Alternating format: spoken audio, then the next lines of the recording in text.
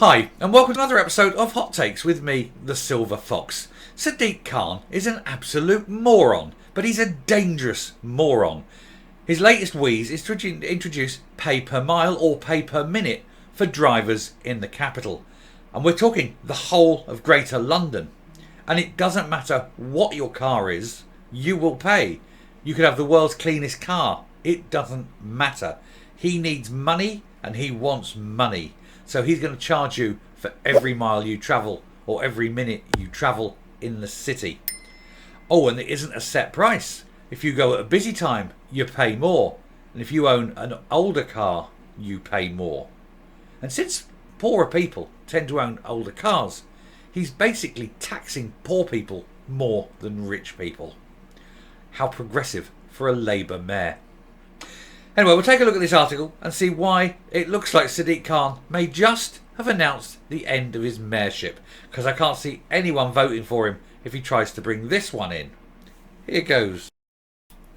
So now Sadiq Khan draws up plans to charge all motorists with a pay per mile scheme on London's roads, with drivers charged more for having an older vehicle.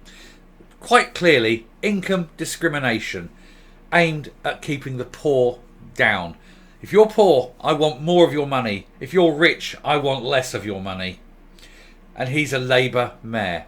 How wonderful he is. How fantastically clever he is. How wonderful he'll be when he is booted out of office, or at least taken to court for discrimination. So London Mayor Sadiq Khan told officials to draw up a new road pricing scheme. The Tory MP Greg Smith called the move a slap in the face from a Labour mayor. London Mayor Sadiq Khan has stepped up his war on motorists by ordering officials to draw up plans for introducing a road pricing scheme. When all the shops are shut because the lorry drivers can't afford to go into London to bring the stock in, it's like, what's he going to do? He'll be moaning, why are all the shops leaving? Why is everybody leaving? Well, your policies, perhaps? Ministers told the Commons yesterday that the Labour mayor was planning to hit drivers with a pay per mile or pay per minute regime to use the capital's roads. Surely if we pay road tax, that should be enough. Older vehicles which pollute the environment and motorists using roads at peak time could be charged more under the scheme. There's no evidence that an older vehicle is more polluting than a new vehicle. You could have an older vehicle that is much cleaner than a newer vehicle. It sparked fury among MPs and campaigners who accused Mr Khan of trying to shut London down. Oh, he hates success, doesn't he? He absolutely hates success. Apart from the elite, apart from the 1%ers of which he is now a member thanks to the money he's made. He's another one of those politicians who went into politics and became a millionaire. You don't have an objection to a millionaire becoming a politician, but I have an objection to a politician becoming a millionaire. He has. I wonder how. Anyway, there are also fears he could try to impose the initiative on the entire Greater London area, echoing his controversial ultra-low emission zone scheme, which is going through the courts and is likely to be rejected, as indeed is this, because of the discrimination on income which will be there. And this is the area he wants to cover. Basically, everywhere inside the M25 will be pay per mile, pay per minute. So everyone that lives in there will suddenly find, even on the outskirts, will suddenly find they can't afford to run their car, or they can't take their car and go to work, or they can't go and do their job because they need that van or car for their job, things like that. So it's almost as though Khan is an incredibly stupid, vain little shit, isn't it? But I wouldn't like to say that is the case, but it's almost as though that is the case. Imagine him. Oh, it's easy to do. Anyway, the £12.50 daily ULEZ charge is set to be expanded to all London boroughs on August the 29th, except that there's a court case going through that may stop it. It applies to cars that do not meet strict environmental standards. In other words, poor people's cars. Roads Minister Richard Holden told MPs he met senior officials at Transport for London, where Mr Khan is chairman, on Tuesday. He said, they informed me that the Mayor of London, in anticipation of falling revenues from the ULEZ in the future, in the next few years, had asked them to investigate the technicalities of introducing road charging across London in the future. It is not known how the scheme would work, but the Mayor could use the capital's CCTV cameras to enforce it. to monitor how long a driver was on the road or for how far they had travelled. Now, I hope the Blade Runners of old London town, these heroes who are going around and cutting down all the road traffic cameras, continue in their excellent work. Because they only have a budget for so many cameras. Once that budget is used up, well, that's it. So, keep going, lads. Lasers is the other thing. Keep pointing the lasers into the cameras. It burns out the optics. I can't see. Fantastic tricks. Anyway, it's not known how the scheme... Well, we've just done that. Ministers see road pricing as one way of plugging the growing hole in the public finances due to more people switching to electric cars, which are exempt from road tax. Well, since electric cars damage the roads as well, tax them. Tax them. Put the road tax on the electric cars. That way, you're still getting the income. That's not hard, is it?